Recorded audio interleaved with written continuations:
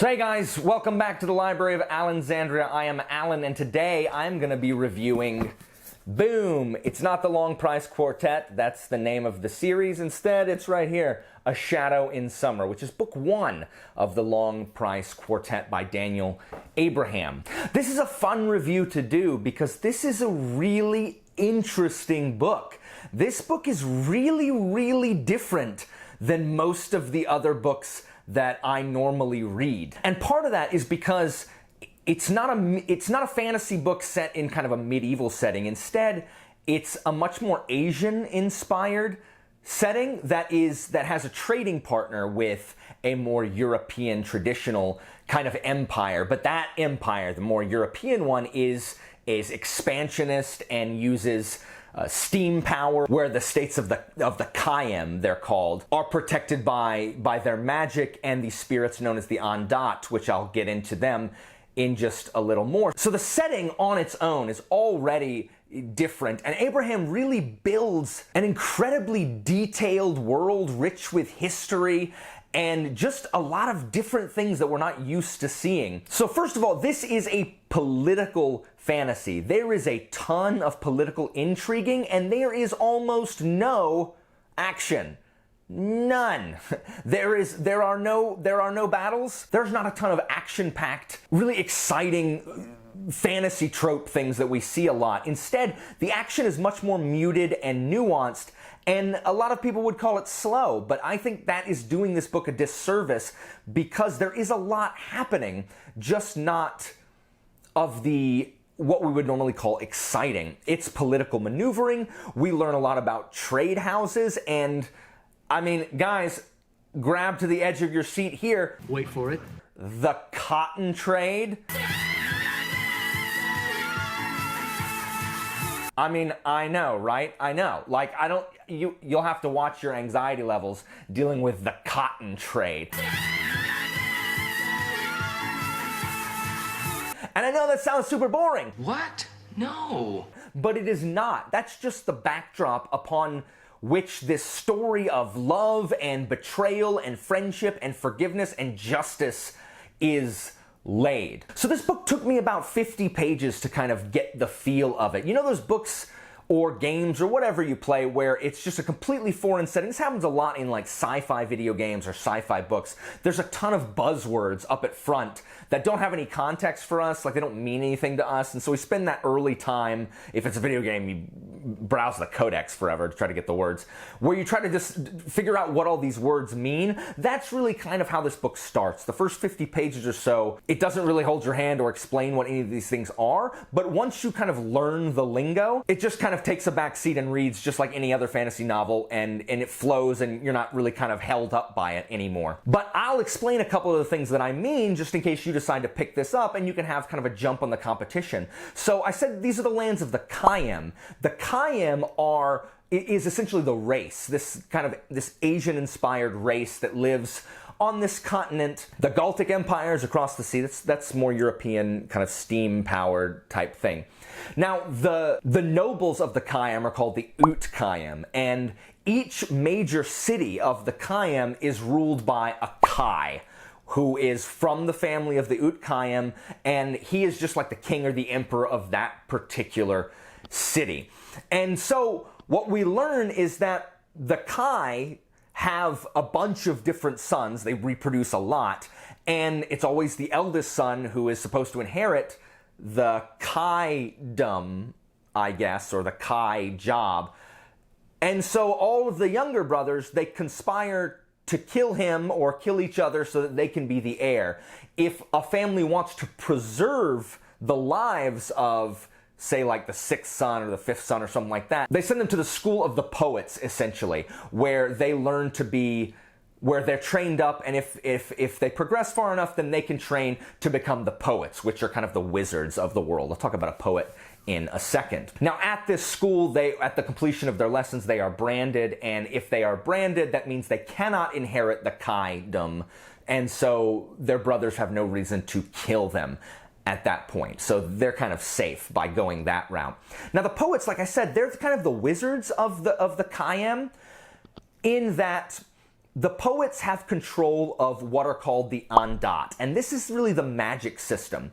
The Andat are spirits that are given human form by being bound by the words of the poet. So they are abstract ideas who are given powers and given being by the words of the poet. And that is very much like, if you've ever played D&D, the wish spell. When you cast wish in D&D, you have to be very careful of the wording, because usually if it's, say, a genie that is granting you the wish, or a demon or whatever, they try to twist the wording so they grant you technically what you said, but is usually terrible. So the poets have to be really careful when they frame the poetry that binds the Andat, so that they give them the powers that they're wanting to give them, and that they don't and that the negative qualities of the poet aren't cast on to the Andat. Now we're told that there was this big empire,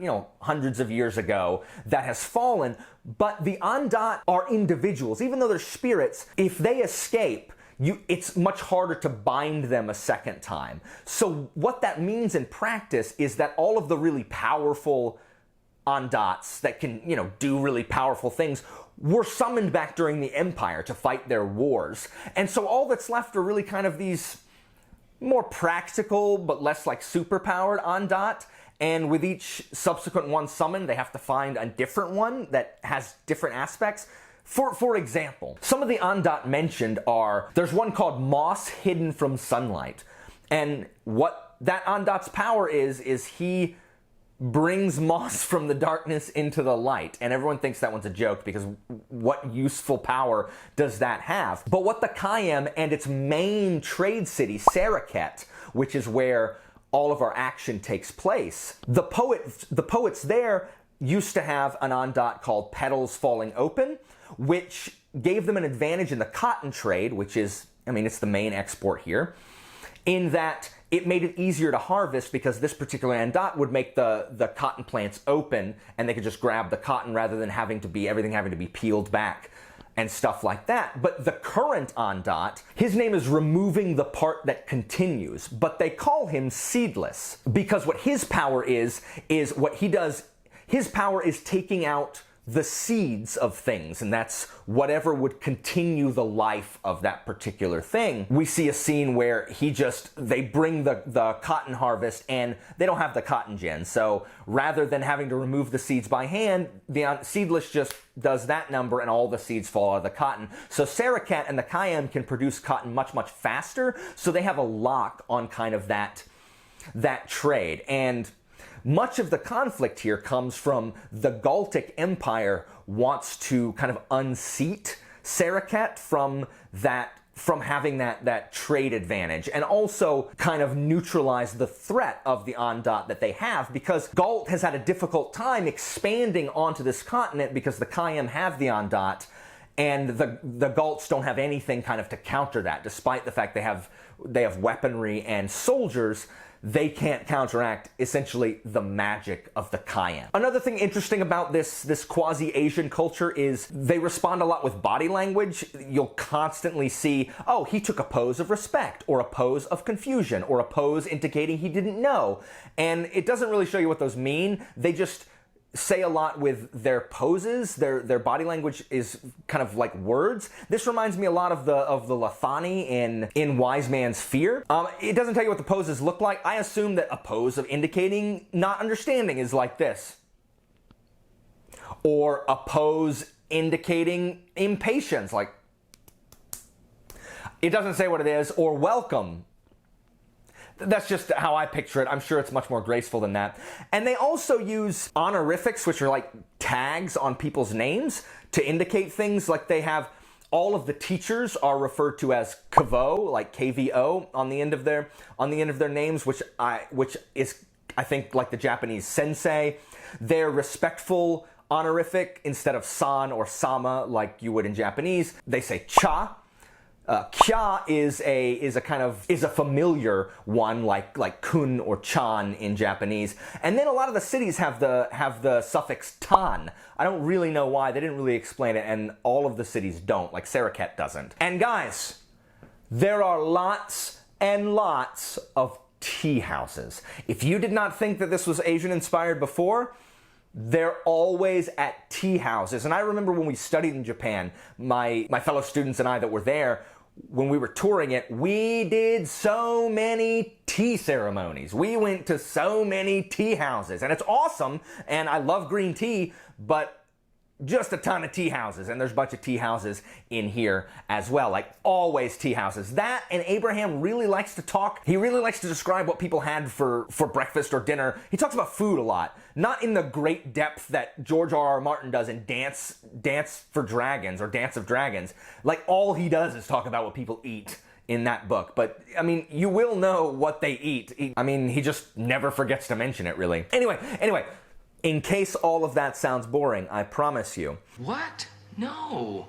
It's not. So the plot of this book is actually really simple to sum up once you understand the world in which we're operating. The entire plot revolves around a single horrific act that is meant to free the Andat Seedless from the poet's essentially binding, thus crippling Saraket's ability to compete in the cotton trade, paving the way for Galt to kind of invade.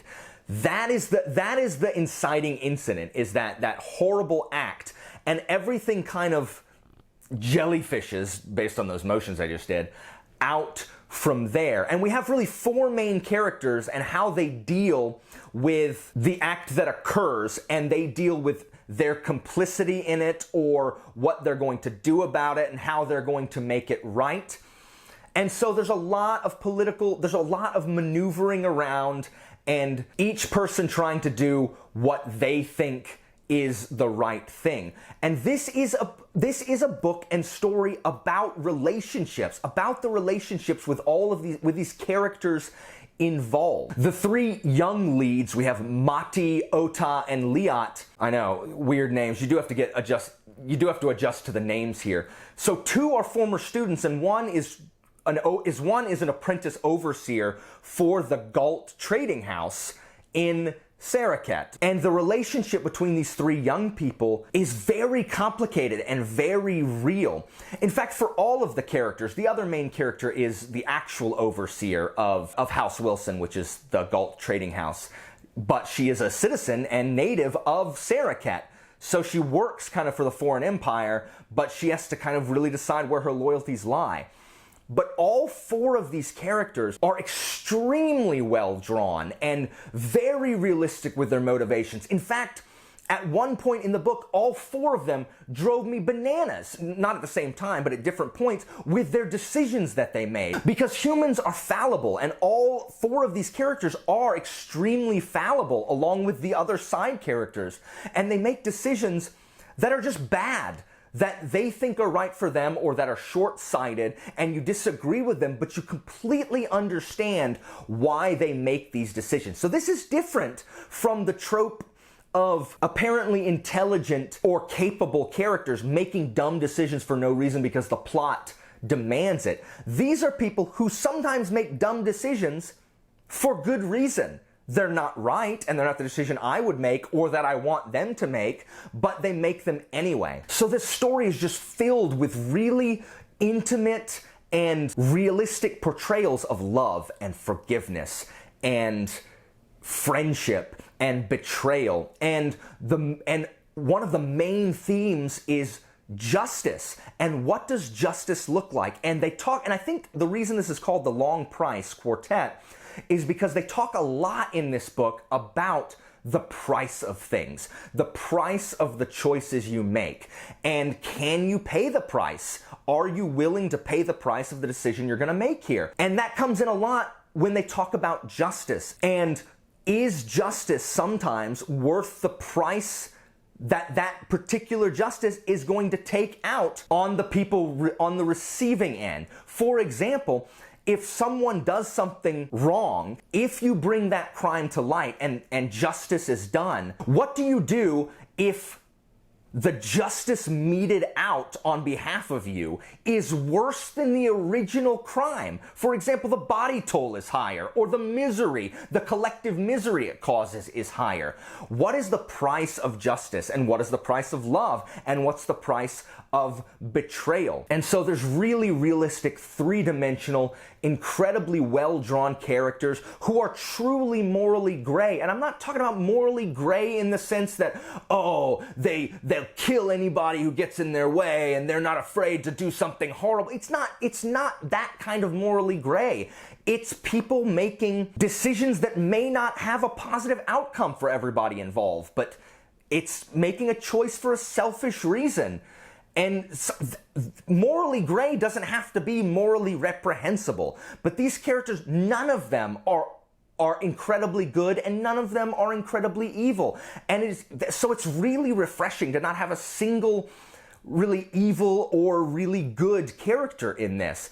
And the friendships, if you like reading books about good friendships, the three young kids have an incredible relationship and extremely complicated, and they act like normal people would in that situation. In addition, the friendship between Amat, the overseer of the trading house, and her friendship with the noble who actually owns the trading house, her boss essentially, even though he is a Galthic expansionist. Their friendship is really well drawn and well portrayed. It's just great character work in this book, guys. Really, really good. But probably the most interesting and standout character in here is the Seedless.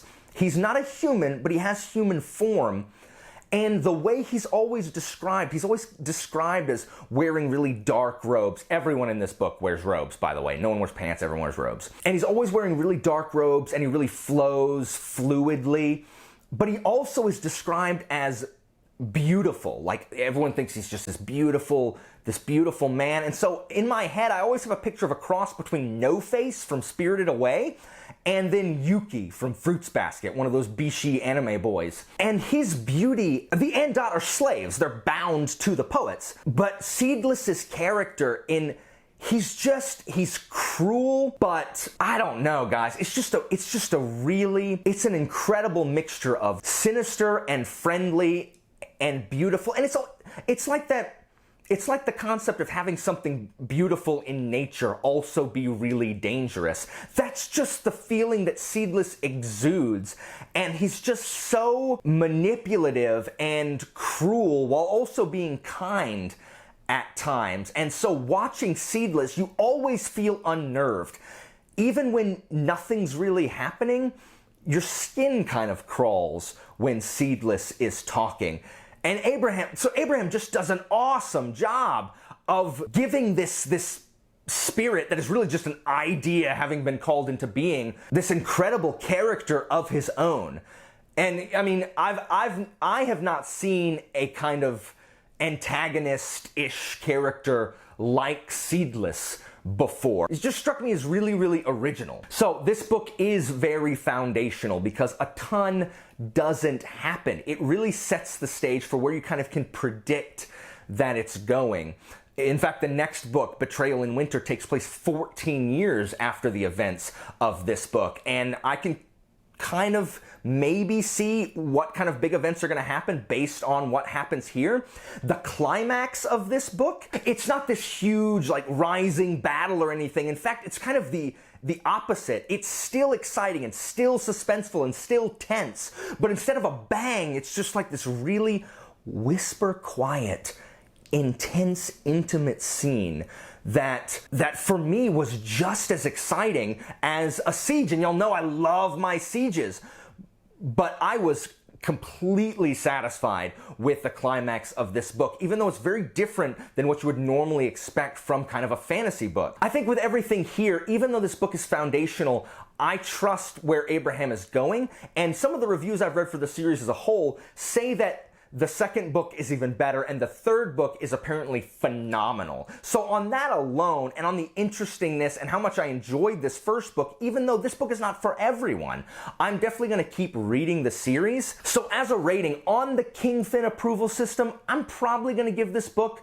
a good plus, excellent minus, and that's me trying to be fair. For me, it's probably an excellent minus. I really liked this book, but maybe for someone who doesn't like this stuff quite as much, it might be a good plus. Out of 5 stars, I'd probably give this a 3.5. But just for the sake of its originality and the fact that it's different than so many of the cookie cutter fantasy books out there, I definitely recommend you picking it up. Give the first book a try. You'll be able to tell, 50 or so pages in, at least read to the inciting incident, which isn't very much farther past that. If you're not interested by that point, and you'll know what the inciting incident is, then it's probably not for you. But if it intrigues you, you should keep reading it. Try to sum this up. This book is for you if, 1, you're a fan of political intrigue, if you're a fan of interesting and realistic characters, and if you really like fascinating worlds that are just that are different and unique. This book is not for you if you like your fantasy books action-packed and you don't like books that aren't. If you don't like foundational, slow-burning books that kind of build over the course of the series, this book is also not for you. If you're the kind of person that likes clear-cut heroes and villains, this book is not for you either.